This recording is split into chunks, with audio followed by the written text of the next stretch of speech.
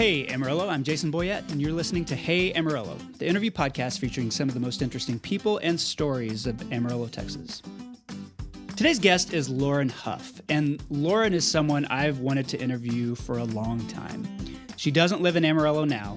She makes her home in the Austin area, but Amarillo is a big part of her story, and it is indeed a story. Lauren grew up in a doomsday Christian cult, which has gone by a lot of names, but it was called the Children of God. You may have heard it referred to as the family. But because of this upbringing, she ended up living all over the world. And you can find a lot of that story in her critically acclaimed New York Times best-selling collection of essays called Leaving Isn't the Hardest Thing. That book came out in 2021, is really, really good. But eventually Lauren left the cult and she moved to Amarillo. And then after Amarillo, she joined the military during the 1990s. Those were the don't ask, don't tell years. And because Lauren is a lesbian, she ended up requesting a discharge. And those years in the military and after the military led to a lot of really interesting life experiences. But what I love is that Amarillo and West Texas have always been critical parts of her story. Today, she's working on another book. She's writing for magazines like Texas Highways, where she has become something of their correspondent for Amarillo and the Texas Panhandle.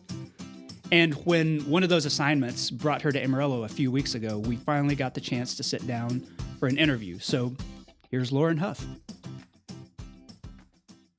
Lauren Hough, welcome to the Hey Amarillo podcast. Thanks for being here. Thank you so much for having me. Yeah, I'm honored to have you. I know we've been attempting to do this for several months as you come in and out of town because of some of the writing that you're doing. So I'm glad that we could connect and actually sit down. I always start with my guests and ask, how did you end up here in Amarillo? And I know that like you've written an entire book of essays that kind of chronicles that. And it's a complicated story, but I want to let listeners, if they don't know you, hear a little bit about that story and how Amarillo fit into it. Kind of walk me through the bare strokes of your upbringing and life. It's always, I never know where to start. Amarillo is actually probably a good start. We moved here when I was 6 because my grandmother lived here. So it was a place that we'd been living. This is why my story is weird. We'd been living in Chile and Argentina, going back and forth. We moved to Amarillo and moved in with my grandmother. Your grandmother had lived here for a long time? Like, was she pretty planted here, even though your family was kind of itinerant? Yeah, my family's from here. Before I was born, my parents joined a cult called the Children of God. It was also called the Family. It's not one of the fun ones. Yeah, when I was 6, we left and moved here, and I can't tell you what elementary school I went to. I was just thinking about that because that's one of those password questions. And you don't have it. You lived in too many places, or no? I just use you that. don't want us to guess your password. That's the verification question. Okay, that's fine. Well, that's weird. They're all related to Amarillo. Like my first job, my elementary school. That's funny. Street that I grew up on. Okay. Yeah. So you lived in a ton of different places, but Amarillo ended up being sort of an influential one, at least in terms of password questions. Yeah. Which we can't get into. What part of town did you live in? Paramount. Okay, Paramount area? Yeah. Can you tell me a little bit about what Amarillo provided you? Like, did you get some sort of stability when your family ended up here as opposed to how you were growing up? Yeah, that's the first thing. The first thing I do when I come back here is I drive past my grandma's house, and she hasn't lived there in 20, 30 years. But I drive past her house. Eventually, they're going to start wondering about that person who keeps driving past their house, I think. But this was the place where I went to school down the street. This was the place where I have those memories that when people start having conversations about what they were doing in high school, middle school, or whatever, these are the stories that I have that relate to people. Because the problem with even talking about a cult, because it's so weird and so different that it's hard to relate. If I'm having a conversation with you and one of those stories comes out, then I'm telling you a story and suddenly I'm the most interesting person in the conversation, and I'm not actually. But it's that word. Yeah. So now there are 20 follow-up questions, and we can't get back to when your brother shot you with the BB gun, which is the story that I really want. So yeah, all of my normal don't start an entirely new conversation for a party stories happen in Amarillo. How long were you here? We moved to Oklahoma City for a little while when I was 8 or 9, so probably 2 years, and then we came back when I was 15. Okay. So another 3 years. So like 5 years of my life, probably. 2 different periods. Yeah. But enough that it kind of plays into your identity more so than the other places you lived? Yeah, Is that weirdly. accurate? I mean, it's the parts of childhood, your teen years, those early elementary years that like stick with you. I mean, the music you listen to as a teenager is the music that still hits you at age 40, you know? And so like those are influential moments. They're huge moments. And then all the songs you were crying about, now you actually understand and have a reason to cry to them. Yeah, I was a very melodramatic teenager. But yeah, now REM hits a little different. Yeah, it does. It hurts in a very different spot. Yeah, they're kind of who they make you. I didn't used to tell people I was from Texas because when I said that I was going home for Christmas or going home for the holidays, I was going up to my brother's house in Massachusetts. So everyone just kind of assumed I was from Massachusetts, and I'm not, but I just went with it because again, it's too long a story for just a party. And then you never want to correct the thing, and suddenly people are buying you Red Sox gear. You're like, I guess I'm a Red Sox fan now. But like it's in your bio that either you were from West Texas or sometimes you mention Amarillo specifically. Which, I mean, that for someone like you, you've lived in so many places. Like, why is that one of them that gets on the list? Here's the thing: it doesn't hurt to be from Texas. Okay. If you want to be a writer, and it doesn't hurt to be from a small town, because now that story that I was trying to avoid my entire life is kind of useful. So yeah, I don't have a college I can brag about that I went to. I can't say that I went to the Iowa Writers. I didn't. Yeah. But I can say I'm from Amarillo. That adds enough interest. Texan branding isn't background. bad outside of Texas. It is a little bit, but they do want to hear the stories. Yeah. I don't want to presume that listeners will have read your books or any of your essays or the cable guy essay that went viral, any of that stuff. I do want to give them an idea kind of where Amarillo fit on your timeline. So like, was this coming out of the cult as your parents were leaving it? Or was it kind of in the middle of things? The first time we had left it. The second time we joined again in Oklahoma City. Okay. So you left it and then went back. Went back in. We went to Japan and Switzerland, and then came back to my grandma's house. Okay. Really, life could have been very different if my grandma hadn't been that awesome woman who always took us in. Because thinking about it now, like her daughter runs off and joins a cult and then just shows back up. Hi. Can you house us and feed us for a couple years? I weirdly couldn't, I don't know that it's that shocking. I couldn't wait to get out of here. So I joined the Air Force and ended up eventually in D.C. When I got out of the Air Force. And that's, I think, really the bulk of the last book is all the crazy jobs and stories of being young and queer and kind of living on the margins in Washington, D.C. So, yeah, Amarillo was just the place that I was from that I didn't talk about, it wasn't until I moved back to Austin in 2015. I came up here just for a Texas Highways story, and it's one of those things, everything looks smaller than it was. I thought my grandma's house was this mansion, and it's just a house. I thought Tascosa was massive. Everything's kind of smaller except the sky, and that it still knocks the wind out of me. So just looking at it and driving up north where it's just grassland and looking at the sky, I would do it just to feel that feeling in my chest. Yeah.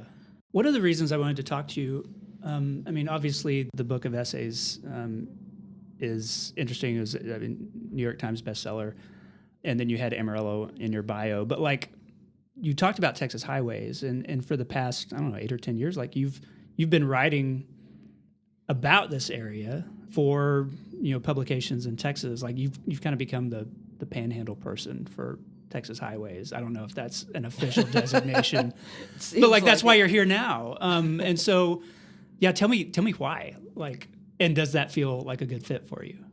I love coming back here. I will fill up on Taco Villa, and yeah, I eat way too much Taco Villa when I'm here. Well, you and me both, but I live here, so.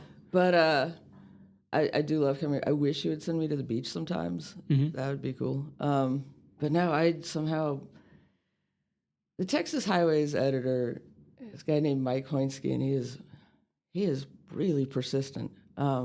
He was messaging me for I think 2 years, asking me if I wanted to write something, and it's not that I didn't, but I had no ideas.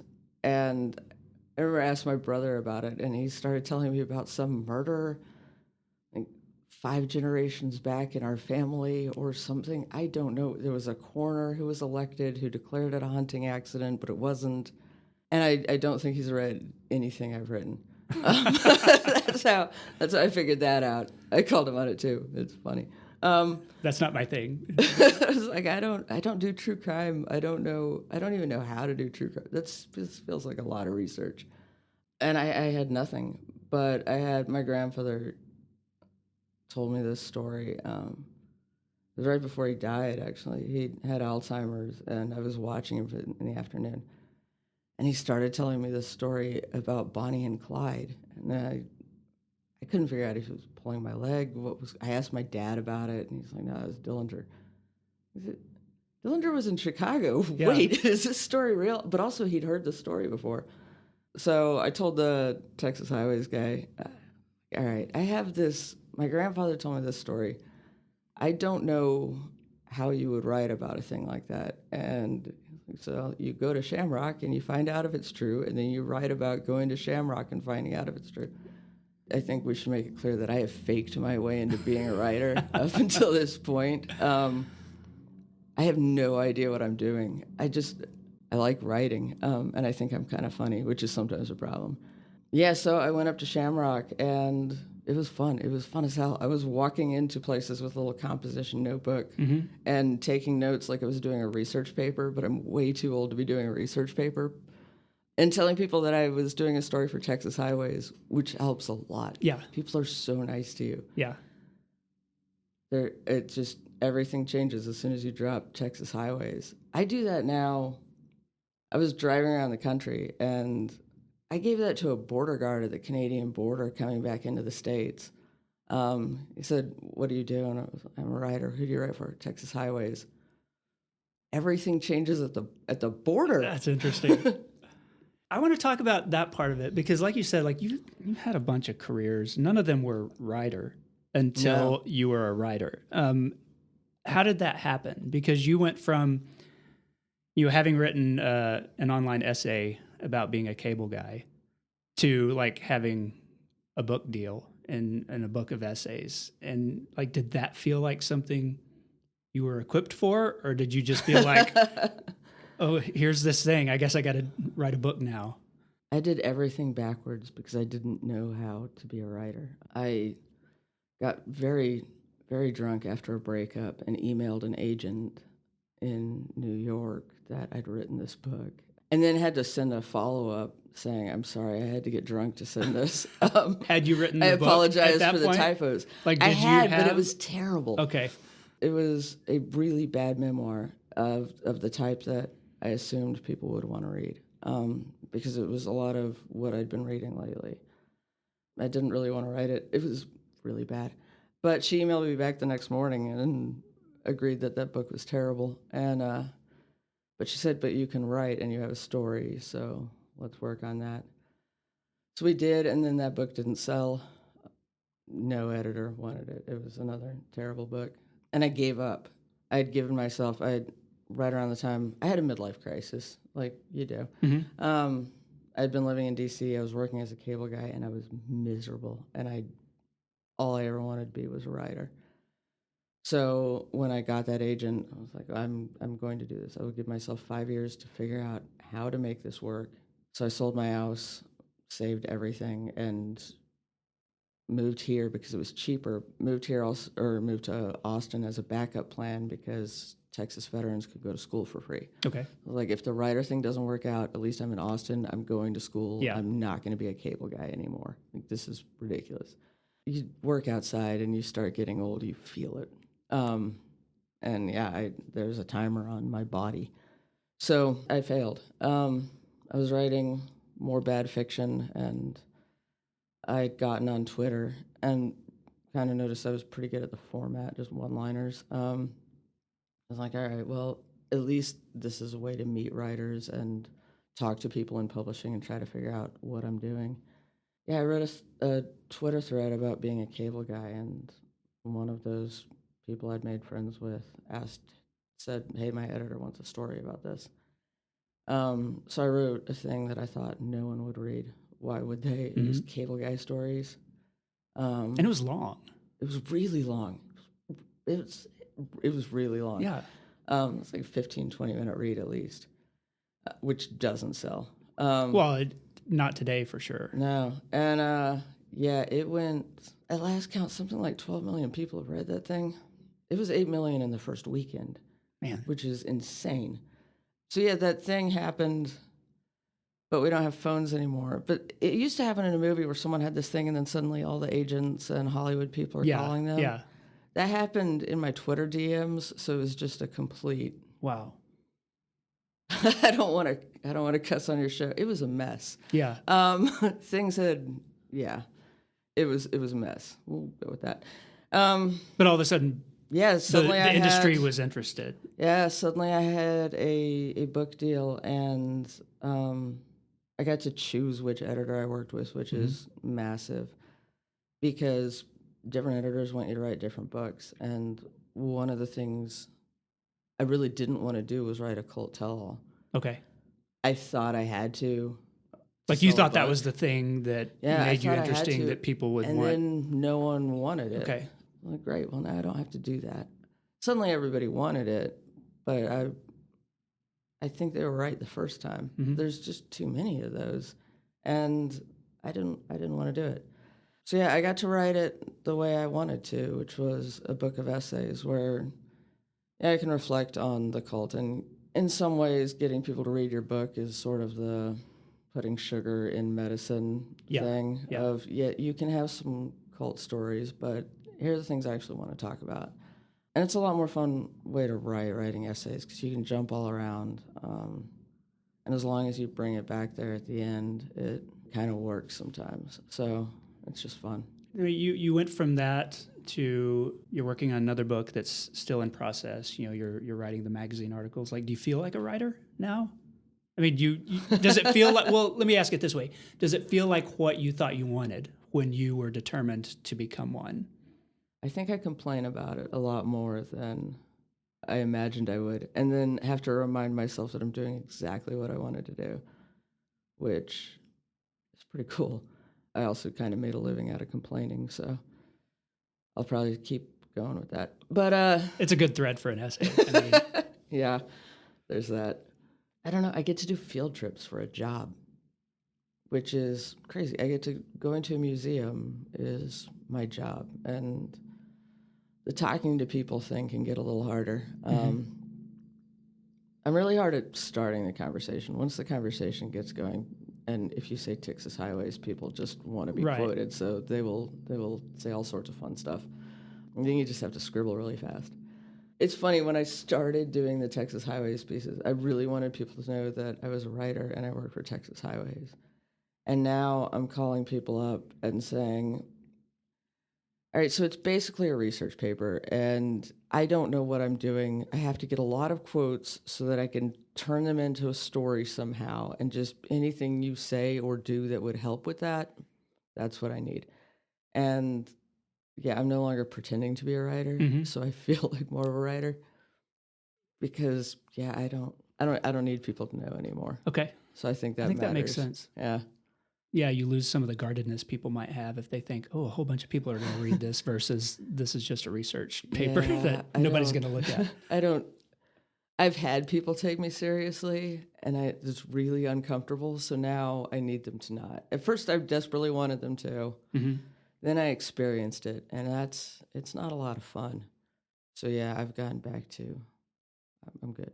How do you feel about Amarillo or the Texas Panhandle now that it's a place that's part of your history where you used to live, but you're a different person than you were as a kid.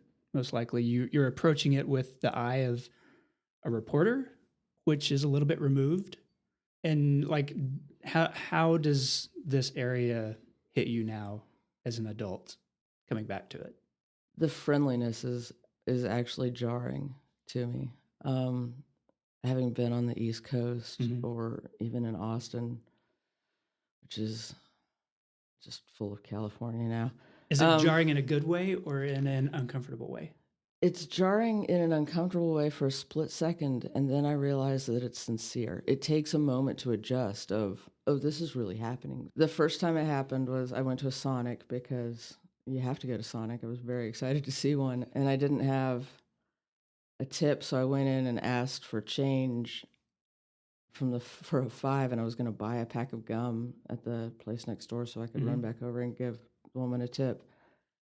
And they just gave it to you don't have to buy gum, and acted like I was ridiculous for that. Nobody was going to give me change in DC. The concept was insane. That someone would just do that. Or I was in the grocery store buying Tasco's hot sauce. I have to do all the hits, and I was going to take a case back with me too.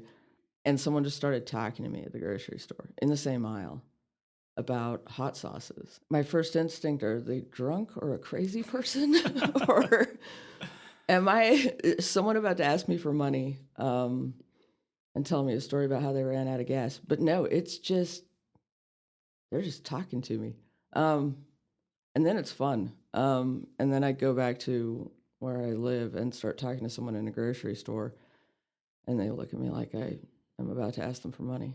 That's something we take for granted here that you don't find out is like abnormal until you leave the area and make eye contact with somebody on a street, and all of a sudden they look at you like I was walking you're my a crazy dog person. this morning, and some guy on the street from a vehicle, like, just started talking to me about my dog. And yeah, that's, unless you're a kidnapper, you don't do that in other places. You just don't. I want to ask you a personal question. I mean, this is a podcast, I guess it's all personal, but you are someone who was in Amarillo, especially during your teenage years, figuring out that you were queer, and also having come out of a cult in a place like Amarillo that is very theologically, politically conservative. Like, did you feel like you belonged here, or did you feel like an outsider? Had you spent your whole life as an outsider? Like was there a barrier here? It's a little mixed up because I don't know how much of it was from the cult, and I don't know how much of it was from me being a very closeted queer high schooler. Okay. So And you then hadn't quite figured it out in high school, or you just weren't out at all? You've seen a homeschooler from a distance, right? Yeah. And you can spot them from a distance. So I was already that. So yeah, I always felt a little bit separate. But so I don't know how much of it was from being queer. Coming back now, I do feel a little less safe here. Okay. I haven't used a public bathroom in the Panhandle and probably won't ever. Because yeah, it does feel a little less safe. And I don't know if I would have felt that as a teenager, probably. I worked at that Taco Villa on Coulter, and I think a lot about a conversation. We had all just gotten off work. We were drinking out of the back of Rocky's truck and discussing, where we were going to go next. Do we go shoot hoops? Do we go? There was a party somewhere, but I didn't know the guy. One of the guys wanted to go throw beer cans at the queers coming out of Maggie's. And I went home, and I didn't even at the time know that I was queer. It was just that was brought up so casually and agreed to. that'll be a great time. That sits with me because those guys who in that culture knew that that would be a perfectly fun thing to do on a Friday night sits with me because they're my age now, and I don't feel safe completely, but I don't feel unsafe. And it's that jarring thing of people are so friendly and so kind. And if you're not, I think if you don't have friends or family that you know, and a lot of people do, but I think if you don't, you have this caricature of, what a queer person looks like. And there's that whole fight about, it's funny that the fight is about trans people in bathrooms, but I'm not trans, but it makes me feel less safe in a bathroom too, because it's all kind of connected. There's a larger conversation to be had about that, and that there are a lot of people maybe that grew up like you, and because of that inability to feel safe, or the casual, let's go throw beer cans at people sort of mindset, like that's a reason for you to leave. And it's a very valid reason for you to leave. And so the people who might not fit or might not challenge those conceptions all end up leaving. And the ones who don't want to be challenged end up staying. And very slowly that starts to, solidify a culture here. And I wonder if you think about that, how many people like you grew up here, but then got out and maybe, had to find a place that was different enough from Amarillo so that they could thrive. I think it does affect a place. There's this, I wish I could name who came up with it, but there's this theory that because the AIDS crisis killed so many gay men in the 80s and the 90s, that our art scene suffered in every aspect of it, in music criticism, in film criticism, in film itself, in Broadway. I think having sort of that artistic brain drain can actually happen to a town too, where the art scene and the queer scene are intrinsically linked, and you lose your queers, you lose your bands, you lose all of the people who kind of make a city fun. Mm-hmm. And I think it can get a little mean. If all your weirdos are gone, what do you have left? Yeah.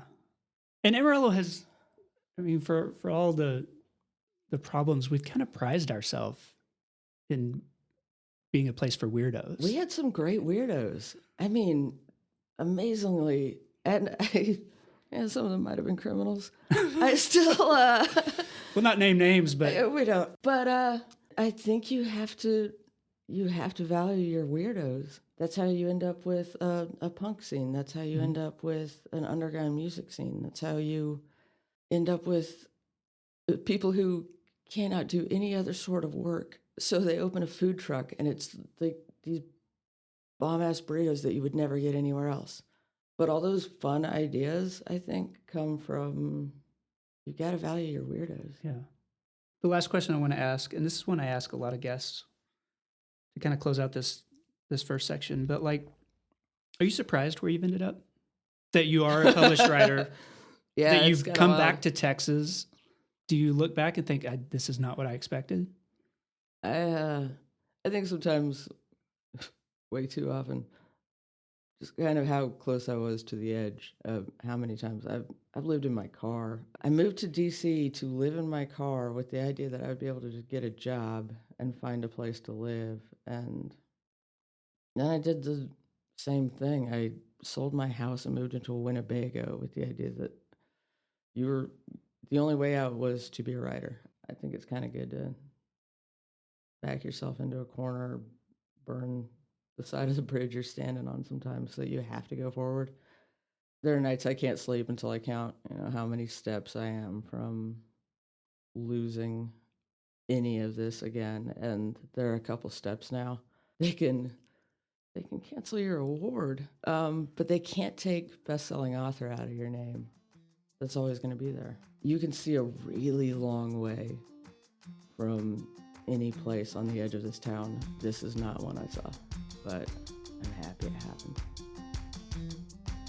This episode of Hey Amarillo is supported by StoryBridge, an early childhood literacy program. Here's an incredible stat for you. Kids who grow up in homes with more than 20 books receive an average of 3 years more schooling compared to those who grow up in homes without books. But in the Amarillo area, only 1 in 5 children owns more than 20 books at home, just 1 in 5. And so that means a lot of kids are entering school without any kind of foundation for learning how to read. Well, StoryBridge is working to change that. Since it launched, this nonprofit has distributed more than 650,000 age-appropriate books to local kids. And through the Dolly Parton Imagination Library program, they provide a book in the mail every month to 8,500 local children, all under the age of 5. It takes your donations to keep this work going. So I encourage you to give or get involved. Visit storybridgeama.org. That's Storybridge at storybridgeama.org. Okay, I'm back with Lauren Hough. Lauren, this is the part of the show I call 8 Straight. 8 Straight is sponsored every week by Panhandle Plains Historical Museum in Canyon on the WT campus. It's the largest history museum in Texas, and it's known for its educational programs.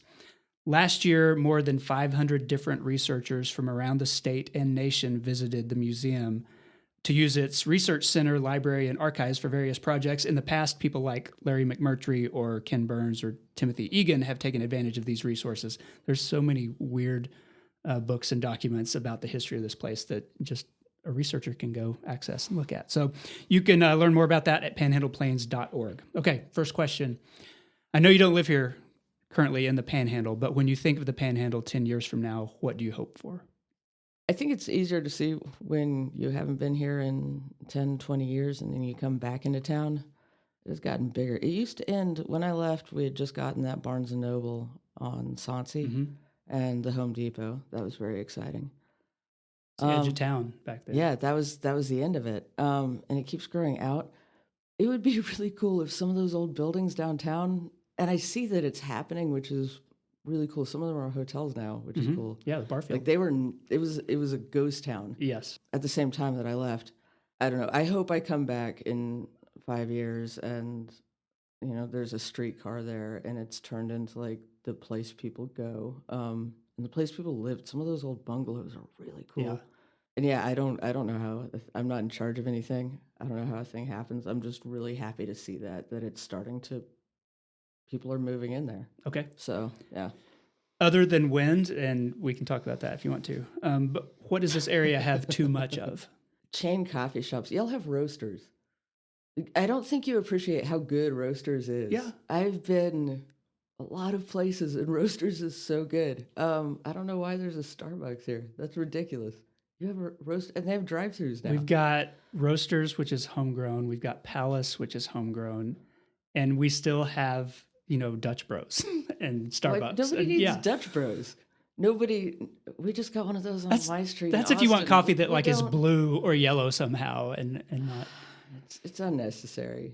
Yeah, you have really good coffee shops. I do. I was kind of bummed the one in Wolfland Village, or I guess Wolfland Village is kind of gone. But there used to be a Roasters there. Yeah, right? the OG location was there in Wolfland Village. They've since moved across the street. I was never cool enough to hang out there, but I mean, my brother spent a lot of time there. Yeah, but, I remember that one. Yeah. And then I remember the Burger King that is now that Roasters on Georgia. Yeah. It was a Burger King in the 80s when I was a kid.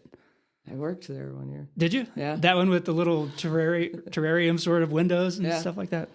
You've worked in a lot of places. Taco Villa. Okay, what does this area not have enough of? Taco trucks. I got to say, severe. Coming from somebody who lives painful in lack Austin. of taco. I'm not trying to sound like that person from Austin. Also, it's a terrible place. Don't move there. Everything's gotten so expensive. It's ridiculous. All the worst people just moved there. But you can run all of your errands and talk. If you have to get gas, there's a taco truck. You need new tires, there's a taco truck by the tire place. If you go to the DMV, there's a taco truck across the street. You can get a taco at every stop on the way to your entire errands. And then when you go to HEB, there's a tamale truck in the... Okay. You're good to go. You're that's your shopping done for the week. Because now you have fridge tacos, you have the taco that you just ate, you have the taco that you're going to eat when you get home, and you have tamales. We've made progress in the food truck world over the past 5 or 6 years, but we're still behind. And And so I agree. I hope it continues to grow. Yeah. I agree. Okay, what's your favorite Amarillo neighborhood? I got to go with Paramount. My grandma lived there. Okay. That's a that cool little- neighborhood. Like, Yeah. I grew up in the Paramount Terrace neighborhood off of Virginia Street. Yeah, there was that cool playground, that torture slide. Fleetwood what's the Park, name of that? Paramount Park. Yeah, Paramount Park. And Hot metal, tall slide, super dangerous. they had that bug thing or the spider with all the legs, and you had to try to climb up into the bottom of it. I think I broke my nose on that one time. I was standing on my brother's shoulders, and he let go, and I mashed my nose on that I spent time in that thing. There was one of those merry-go-rounds that there was always some big kid who would spin you so fast that small kids would fly out. The grass is still very green in that location. Yeah. All of our blood. I can't believe those doesn't exist anymore. Teeth. That is a great neighborhood. What's your favorite Amarillo restaurant? Shiley's Barbecue. Yeah. I think it's on 3rd. Yes. Just down west by- of downtown. Yeah. That place is amazing. Yeah, I'm going with Shiley's. Okay. Yeah. Shiley's is always Ribs. good. Tremaine Brown has been on the podcast, the proprietor there. When you talk to outsiders about Amarillo, what do you tell them about? It usually comes up when someone's trying to tell me about the weather. I spent a winter on Cape Cod, and people kept telling me, "Oh, it's going to get really windy. It's going to get really cold. Be prepared for this." I am from Amarillo. That is one time I'll always claim it, is if I have to win a weather argument. You will always win it. Have you ever heard of freezing fog? We have things that you don't know. We had mud snow, not too long ago. So yeah, you can't. Don't talk to me about the weather. okay. Yeah, I talk about the weather, and I cannot stop talking about the sky. Yeah. And then people think you're crazy because they don't understand how much. It's a lot of sky. Leave here and come back. Every time it knocks me out. It's great. You've lived in a lot of different places, including Europe, Japan, South America. What's the most underrated aspect of having lived here? Like, is there something here that we take for granted? I weirdly got a really good education over at Tascosa. My English teacher, Mrs. Ross, she spent like an entire week on media literacy, how to know what a trusted source is. So, and every time someone will send me something from the internet, and if you couldn't put it in a research paper for Mrs. Ross, that's not a good source. Yeah. Media literacy is. I actually learned that here, which is nice. Man, Taco Villa is a really underrated aspect. I think that's true. You can't. It's consistent. It tastes the same now as it did in the 80s. Exactly the same. The salsa is exactly the same. Yeah, it is a truly underrated aspect. Okay, last question. When was the last time you visited the Big Texan? That was 2 years ago. Was it for a story? No, I conned a friend of mine into letting me borrow her teenager to watch my dog, and then she wouldn't accept payment. So for payment, she wouldn't let me pay her, and I was like, well, why don't we go to dinner? So picked the Big Texan, and the place is efficient. Yeah. They know how to run 500 people through a dining room. How they're so efficient, but yeah, there are no errors. Everything. I don't understand how they know they exactly that is cook that many steaks. That is at run once. by an army. I don't. Yeah. It is impressive. Okay, and it's good. It is. It really. We like to make fun good. of it as people who live here. Well, yeah, you have to. But if you cook 500 to 700 steaks a day, which I think is an accurate number, and they're all perfectly cooked. Like, you know how to cook a steak consistently. Yeah. Consistently. I don't know. They should be probably in charge of FEMA. Yeah. They may end up in charge of FEMA at the rate we're going. Bobby Lee and Danny Lee are running things for the government. Anymore. Okay, that concludes the 8 straight questions. I like to close by asking my guest to endorse something. So what's one thing you would like listeners to know about or to experience? Listen, I don't want to tell anybody how to live their life. But I lived in D.C., and I shouldn't. Because, I lived in D.C. for 15 years. Never went to any of the museums. Sometimes when someone was in town, we would go to the monuments, and then they would get tired and hot, and we'd be like, look, can we go get a drink now? I told you. Never went to any museums, and they're free, and they're everywhere. The Panhandle Plains Museum is amazing. So is the art museum here. Yeah. The Quarter Horse Museum is cool. I do field trips for a living now, and it turns out right about the time you stay up all night watching the Dust Bowl documentary, Yeah. like it's the cool new show on Netflix. Yeah, you'll love museums, and they're so much fun, and they're indoors. So Mm-hmm. that's awesome. I fully agree with that endorsement. Lauren Hough, thanks for being on the podcast. I appreciate it. This was so much fun. Thank you. And that concludes the episode. I want to say thanks to Lauren for the interview. You can learn more about her work. You can order a copy of Leaving Isn't the Hardest Thing at laurenhuffauthor.com. Thanks to Storybridge and Panhandle Plains Historical Museum for supporting the podcast, and to Angelina Marie for editing every week. And thank you for listening. Hey Amarillo exists on a weekly basis because of the listeners like you and the local people who support it financially. Hey Amarillo's executive producers include Patrick Burns, Katie Linker, Jason Burr, Josh Wood, Corey Burns, Cindy Graham, and Barbara and Jim Witten. This has been episode 397. My name is Jason Boyette, and I'll see you next week.